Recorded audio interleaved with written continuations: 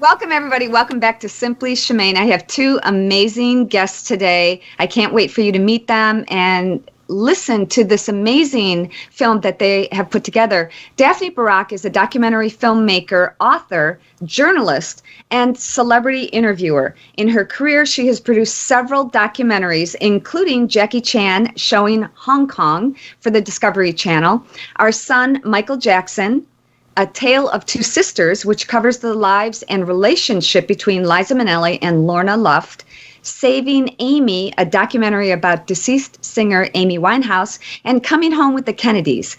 Daphne has a brand new documentary called Trump versus Hollywood. Daphne, thank you so much for being here. And I want to introduce really quick, Money B is a founding member of the multi-platinum Grammy-nominated iconic group Digital Underground. He's noted as having one of the most recognizable voices in hip-hop.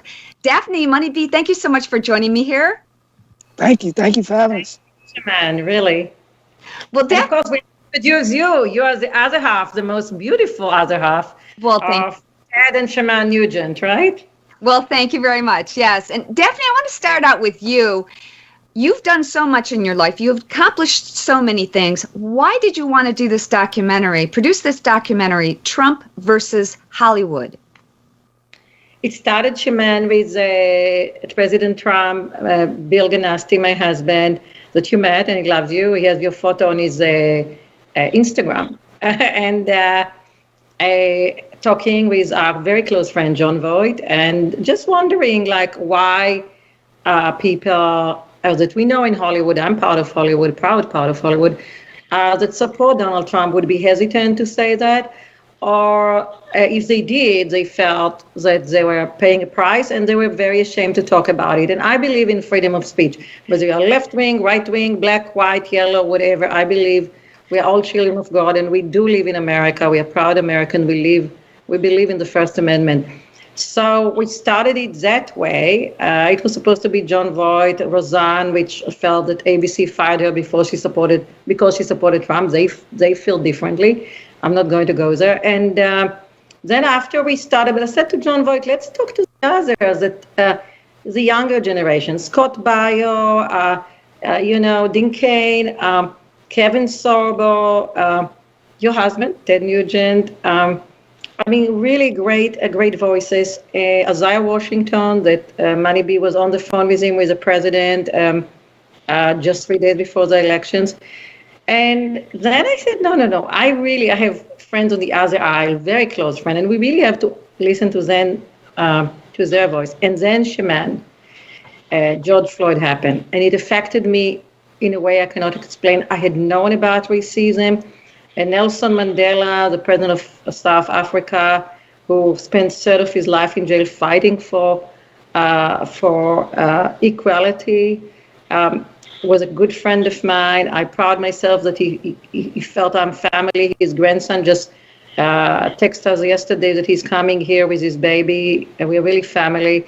I've asked everybody, they would tell you before George Floyd for this documentary about racism, but these 9 minutes almost affected me in a way I cannot explain, and I really decided that we had to talk to some of the most influential rappers.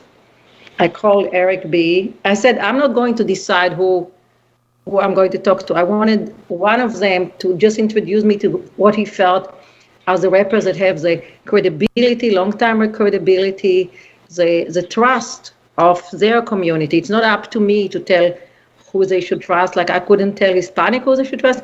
I'm an American, very proud American Jew. Nobody should tell Jewish American who to trust. Everybody should follow their gut feeling and their decision making. And Eric became with some people. We picked several of them, became some friends of his. Some of them. One of them is Money B, who came actually after we interviewed Too Short, and he was introduced by him, and we structured a friendship. And I would love you to know that Money B is a very decent guy. He is true to his words. I don't know many people like that. He is very true to his words, even if there is a pressure or or tensions, and you know what's going on today in our society, very two Americas. He is somebody you can rely on.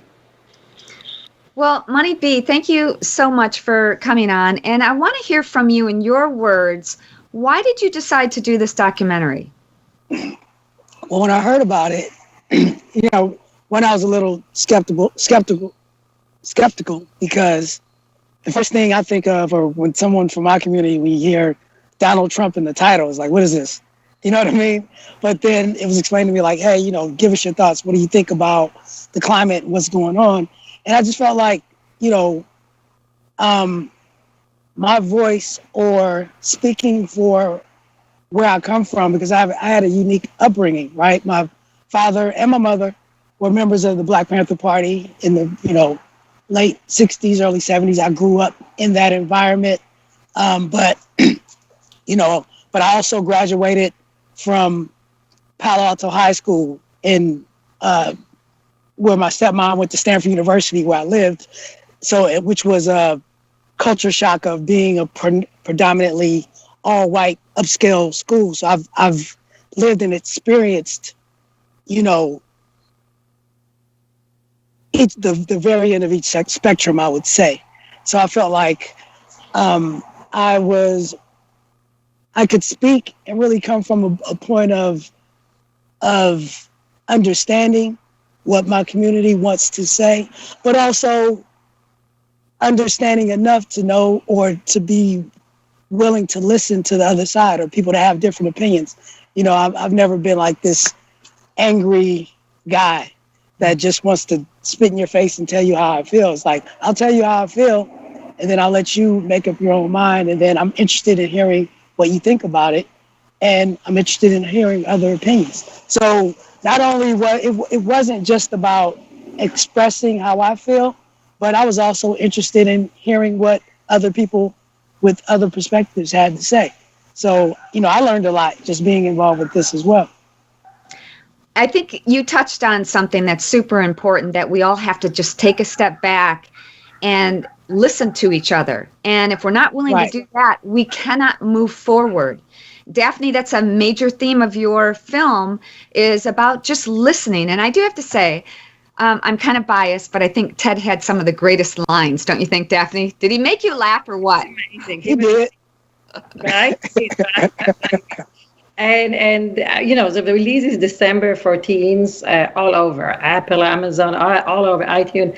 And you can right now watch it, of course, at just very limited at www.fighting4, the numeric for oneamerica.com. We're getting fantastic daily publicity, including yourself, and amazing reviews, because I was nervous, it's very controversial. My message is Avi Lerner, one of the biggest producer in Hollywood, no doubt, a very close friend of mine. He and Stallone are close friends, produced Expendable, as actually credited for saving Lionsgate. Avi Lerner says, as you remember in the film Trump versus Hollywood, we are two Americas. What's going on here? We're two Americas.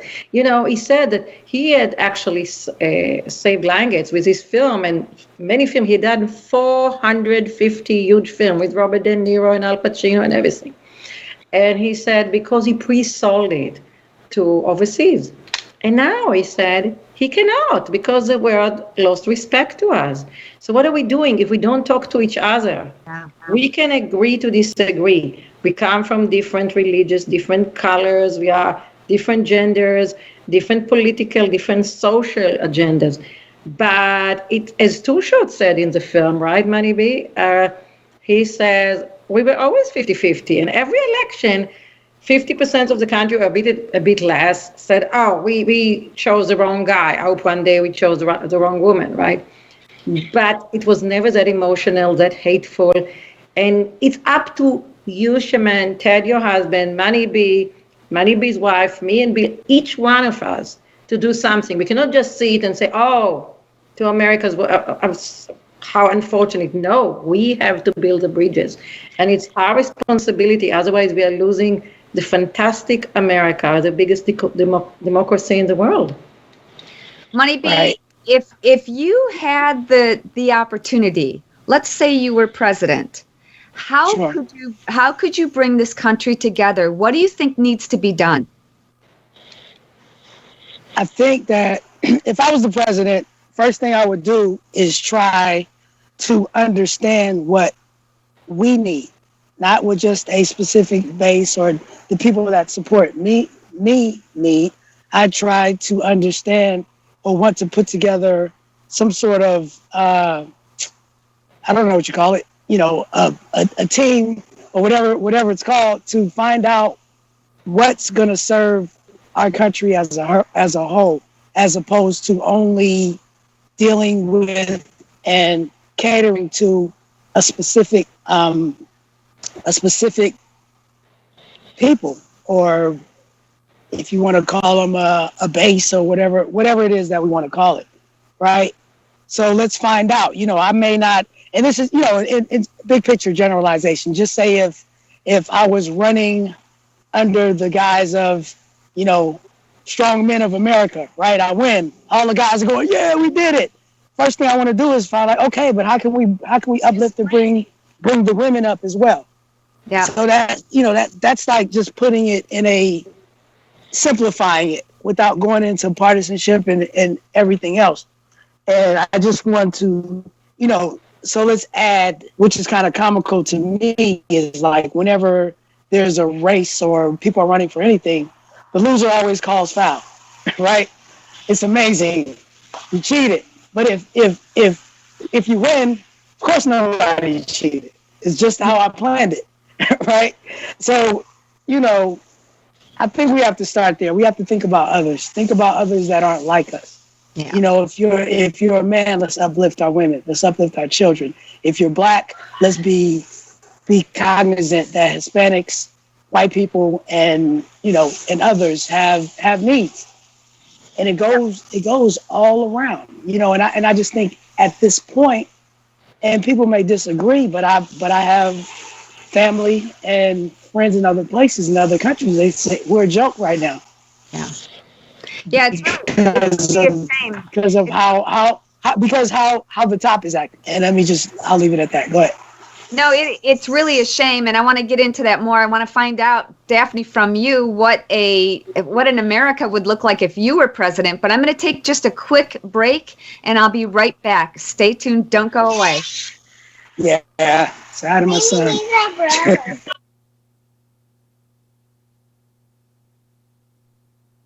Are concerned about what this means for their future and for their retirement. At Senior Care of Michigan, we believe strongly in helping people take control of their financial future through proper planning and risk management. Let us help you achieve the retirement that you deserve. To schedule a free consultation, call our office or visit us online today. And I'm back with my guests, Money B and Daphne Barak. Daphne's got a new film out, a documentary called Trump versus Hollywood. And I just asked Money B what would it look like? What would he do if he was president? Now, Daphne, it's your turn. What would it look like if you were president? How could you heal this divide that is separating our country right now? In a way, like what I did in the film when I asked on one hand, Money B and Eric B and Too Short and the Big Baby and the Ray Davies, I said, hey guys, if instead of me was President Trump here, what would you tell him? And, Eric B was very open for the conversation. Money B was less. And then he did have a conversation with President Trump 3 days before the election. And it was a beginning of a conversation. He's going to be invited to the White House. And I believe as I said to Trump that night, he was horrified. And I said, whether you win or lose, you have half of the country. And for him, like, what do you mean you're losing? It doesn't matter. These two halves have to talk. Yeah. As happened to your husband, Shemane, and Ted Nugent, your fantastic husband. What a speaker. He knows his stuff. He knows his conservatism. But when I said, well, if instead of me was Robert De Niro here, what would you say? And at the beginning, he was horrified. You remember? He's like, what's talking of mine? I don't have to agree.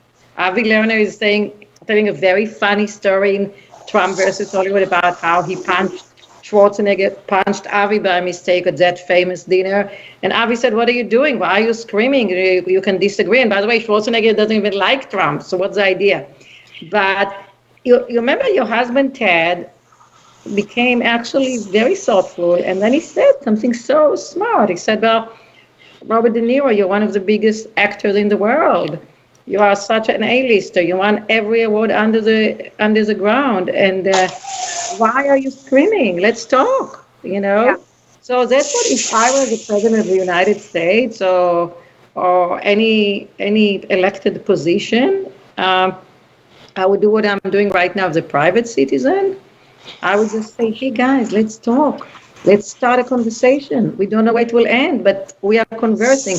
And the dialogue is not through monologues. The dialogue is that you listen to me, I listen to you. Yeah. I would just add that the conversations are important, but more important what happens after the conversation, because it's just the conversation. And so, you always have to make sure that everybody's doing it for the right reason.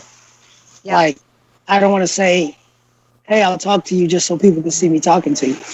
And then we're like, "Well, we talked. Cool." You know what I mean? Right. That didn't serve anybody. Right. Right.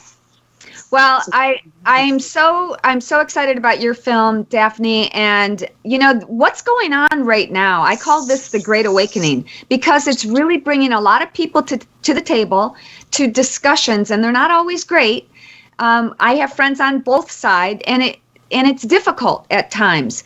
And I think that the most important thing that we could do is to take care of ourselves. And Money B, you and I were talking before we started. Can I say your age or no? Sure, go ahead.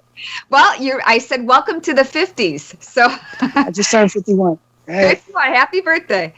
And it's the one thing with COVID and with everything that's going on right now is that we have to take care of ourselves. No matter what is going on in the world today, it's our responsibility. And a lot of people are feeling overwhelmed. And my message to a lot of my followers, because I've been teaching group fitness classes since 1980, I'm really an unlikely messenger to be doing this, but I feel compelled and obligated to share my knowledge about wellness, about healthy living with others, because that is the one thing that we can all do, and we can do it together. Correct. I believe so wholeheartedly. And I can tell a funny joke. Go ahead. So I'm out here, like I said, I'm moving big rocks around and moving logs and getting ready for this wedding. And it's starting to rain, but I'm outside, it's hot in Atlanta, and I'm sweating. And my wife goes, "Put on a sweater because I don't want you sneezing in the airport. People think you got the COVID." Like, and you thinking that somebody gave it to you here in Georgia, and I'll be like, "I will." And that's what I tell everybody. Georgia gave me COVID. Oh, boy. No. But I think COVID, which is, by the way, COVID is not even a virus. It's a dead mutation. But I think it gave us a lot to think about. For example, I have never been... I'm usually very healthy. I exercise and I eat right and everything. But just the amounts of vitamins that Bill and I are taking every day, probably something like 15,000 milligrams of C and D3 and I don't know, magnesium. So that's already very good. And also I see something in common between racism and pandemic. It's not going to go away until we really, really get to the root of it. And find a vaccine is one thing, but getting to the root, why we got sick, how do we avoid getting sick? I think it's just bizarre that we narrowed in on both racism and COVID in the same time, but I think maybe God told us to do that. So, what do you think about that, Money B? I think first, it all starts with taking care of yourself. I'm just talking about our general health. I think that's half the battle. If you are, if you're taking your vitamins, if it's vitamins, if you're just eating healthy, if you're exercising, a lot of cures for things come in a natural or herbal form anyway.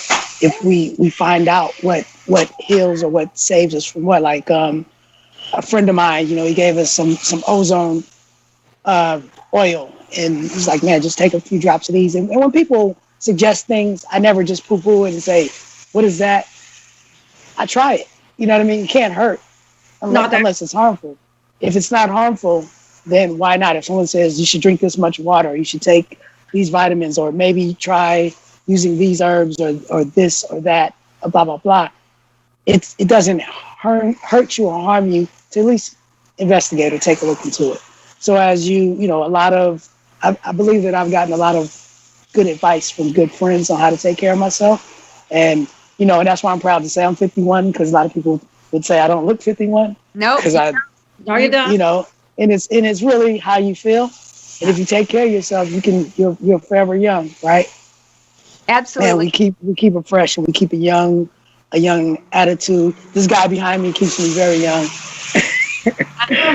I gotta keep up with him. So, I have no choice. And then, when you say how it relates to when we talk about racism, whatever, and Daphne jokes with me. She's Money B, keep it upbeat, keep it whatever. But I don't think that we have to solve racism, and we won't solve it in our lifetime. We just have to get better at it and learn how to coexist. You understand? Let's change the mind frame, the attitude. So let's raise our children better than we were raised. I love that. And that's really all we can do, because we can have this conversation for 45 minutes or 45 hours. When we hang up, Daphne, you're really going to believe what you believe. You're going to believe what you believe. I'm going to believe what I'm going to believe. We may get a little more information, but at the root of it, we kind of were raised into where we are right now, right?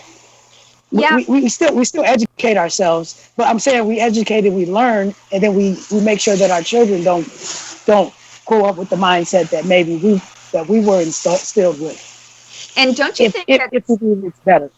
And don't you think that social media has really made things worse? Because you could say things in a tweet or a text, and it could come across harsh. But when you have these face-to-face contacts like this, conversations, you're not going to say those hateful and hurtful things to other people. Don't you think, Daphne? I totally agree. Something's crossed my mind, Shemane and Money B, that I used to travel the world. Bill and I used to jump on planes every few days overseas. And actually, when the pandemic happened, we were just in Japan, invited by the leaders when it was decided that Abe as a prime minister would be placed. I'm sorry. That's okay. Mom, this is my mother, by the way. Hi, Mom. You're in my interview, being seen by millions. Are you getting ready? Oh, I love your jeans. Stuck with each other. We cannot travel. Nobody wants Americans, right? We're stuck with each other. So that gives us extra pressure to get along with each other and really talk, not on social media. We cannot meet, so let's do Zoom. Face to face, you're much more careful. Yep. I totally agree. And also the beauty of this Zoom that we see everybody's private rooms and families. They're always popping in. Yeah, I'm sitting in the walkway outside of the rain, so you just can see this is real life happening.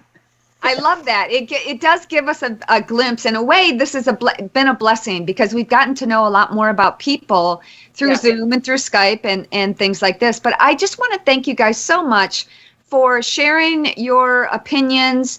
And Daphne, your documentary is amazing. And how can people find it, Daphne, right now? Going on December 14th and everywhere, like all the platforms. And we will see each other before for a premiere. And right now, you can find it. We put it in a limited just because of what's happening right now. And of course, in a very cheap price that everybody can afford, as much as the distribution allowed me. And it's on www.fighting4oneamerica.com. www.fighting4oneamerica.com. Really want everybody not only to watch it, which I know we're getting great reviews and great media every day. I want everybody to watch it and discuss it, because there are two sides of the aisle, different opinions, and it's there for you not to judge, but to discuss. Yeah, and I'm so glad. Go ahead, Money B. No, I just want to add that it's the documentary is beautifully shot. Like I've really I want everybody to go see it. You know, no matter what your thought or where you stand, I think that it definitely captures the voice of the people from all sides. You know, whether you're going to say left or right or just whatever. I think all sides are represented. I'm proud to be a part of it, and I really suggest that everybody check it out. Yes. And Money B, how can people find you? You can find me on Instagram, mainly at Instagram and Twitter at MoneyB69. If you're on Facebook, you can try the Digital Underground fan page or the Money B fan page. But you know, and I have several other websites, and because I have merchandise, I do my clothing line and all of this stuff you can see. But you know, you can find all of that, and I'm very proud to be working with Daphne on my upcoming book, which is my autobiography. It's not just a hip hop tale; it's sort of like an American history tale because it spans my lifetime from the late '60s all the way up until present. And just knowing, you know, I almost call myself like a hip hop Forrest Gump because I've been in places that are noted in history, whether it's in hip hop or whatever, that people will say like, wow, like for instance, I was in Berlin the night that the wall came down.